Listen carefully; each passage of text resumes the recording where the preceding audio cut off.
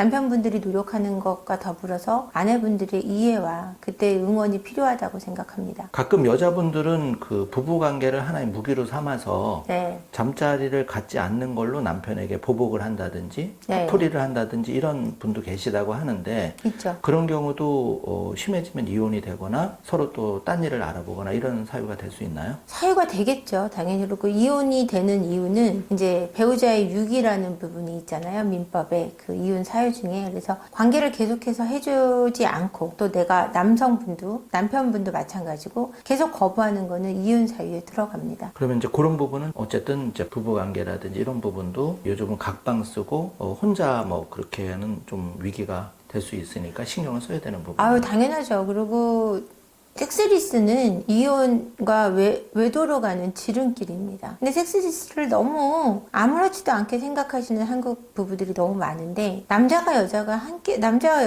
산다는 거는 함께 육체적인 것을 나눈다는 것이 굉장히 중요한 부분이라는 것을 간과하셔서는 안 될 것 같아요.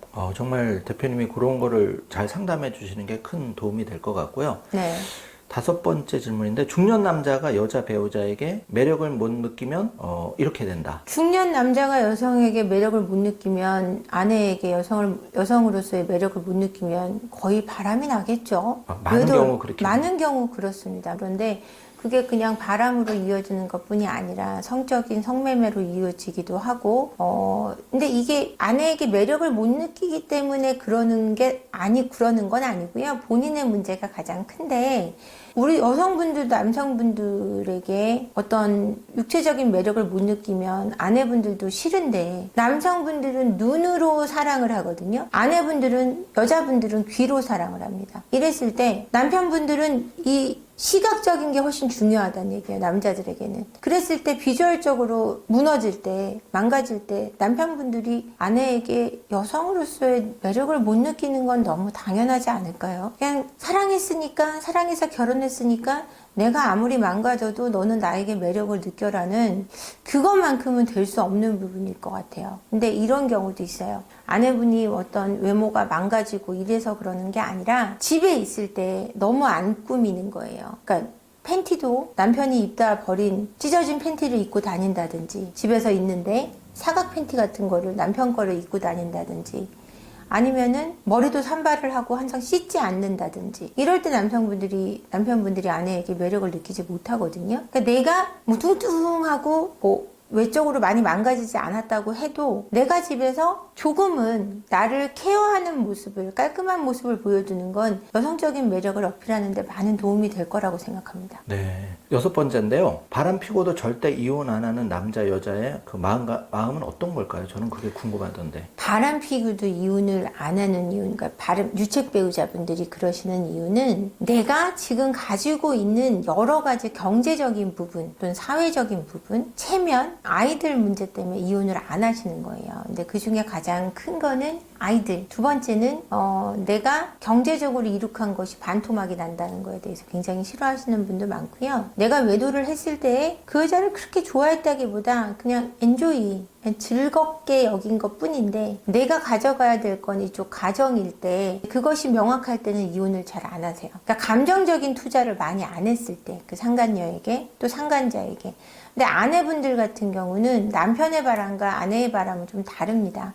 남자의 바람은 어떤 즐김을 위한 그냥 가벼운 바람의 경우가 되게 많은데 비율적으로는 좀 높은데 여성의 바람은 그런 즐기는 류의 바람은 좀 드뭅니다. 왜냐하면 여성들은 정서적으로 이미 갔을 때 많이 빠져들었을 때 육체적 관계가 시작되는 경우가 더 많아요. 그렇지 않은 경우도 있지만 그렇기 때문에 여성의 바람은 이혼으로 이어지는 경우가 많고요. 남편의 바람은 다시 회귀하는 경우가 더 많이 있습니다. 여자분들은 이제 외로움이나 그런 관심을 더 필요로 하는데 그런 부분에 대해서 지속적으로 채워지지 못하니까 외도를 어떤 계기로 했을 때는 네. 자식도 버리고 갈 수도 있는 자기 행복을 찾아서 약간 그런 여자만 그렇다는 건 아니고 남성분들도 그런 케이스가 많은데 바람의 어떤 그 극단적인 어떤 정의를 내리자면, 표현을 하자면 그렇게 조금 구분될 수 있는데, 여성분들도 바람을 피고도 이혼을 안 하려고 하는 케이스도 꽤 있지만 대체적으로 이혼을 하고 싶어 하는 경우가 더 많다는 거고요. 남자들 같은 경우는 바람을 피고도 이혼을 안 하려고 하는 케이스가 조금 더 많다는 얘기예요. 예. 여기서 좀 궁금한 게, 그래서 만약에 일이 벌어졌을 때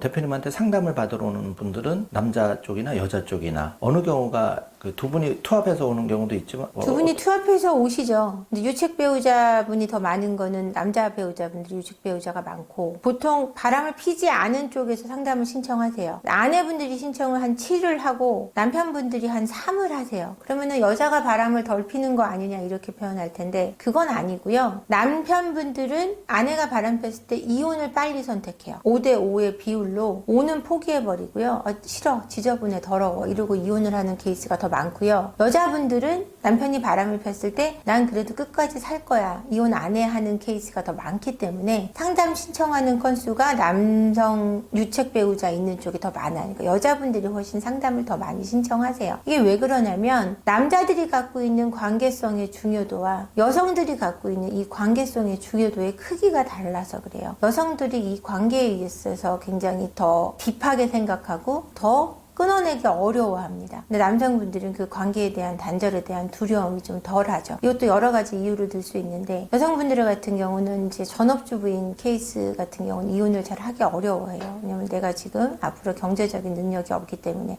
근데 남성분들 같은 경우는 거의 경제활동을 하고 계시기 때문에 아내가 바람을 폈을 때 내가 경제적인 이유 때문에 이혼을 못하는 사유가 조금 빠진다고 생각하시면 될 것 같아요. 네, 7번째인데요. 네. 중년에게 이제 뭐 섹스는 꼭 필요한가, 남자나 여자 네. 관점에서 네. 뭐 장단점이 좀 있을까요? 좀 섹스리스. 예, 신경 써야 될 부분이라든지. 예를 들어서 섹스리스는 남녀 모두에게 문제예요. 제가 상담을 할 때 아내분들이 남편의 그 성관계 거부로 오시는 케이스도 꽤 있고요. 아내분들의 성관계 거부로 오시는 경우도 꽤 있어요. 근데 어떻게 다르냐면, 아내분들이 섹스를 거부할 때는 남편분을 따라서 오세요. 상담을 받으러. 남편분들이 섹스를 거부할 때는 상담을 안 받으려고 하세요. 그러니까 참여도가 좀 달라요. 그러니까 남편분들은 완전히 돌아서신 상태에서 관계를 안 하려고 하는 거고요. 여성분들은 정말 어떤 사유들, 애가 어리다든지 몸이 힘들다든지, 그리고 내가 어떤 정신적으로 너무 피곤하든지 이럴 때,